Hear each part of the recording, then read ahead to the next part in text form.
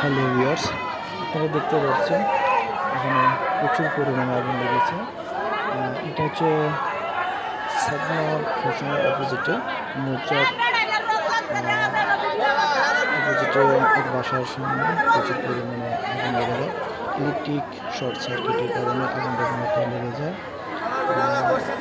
আমাদের মাঝে আগুন নিভানোর জন্য ফায়ার সার্ভিস উপস্থিত হয়েছেন এবং ফায়ার সার্ভিস লোকগুলো আগুন নিভানোর জন্য অনেক কষ্ট বা ওদের কাজ চালিয়ে যাচ্ছে এবং কি দেখতে পাচ্ছেন প্রচুর পরিমাণে আগুন লেগেছে। প্রায় 40 থেকে 50টি ফ্যামিলির বাড়িতে আগুন লেগে যায় এবং আশেপাশে যে লোকগুলো আছে তাদের কীভাবে টানবে করবে খুব একটা হারা দেশে হারা হয়ে পড়েছিল।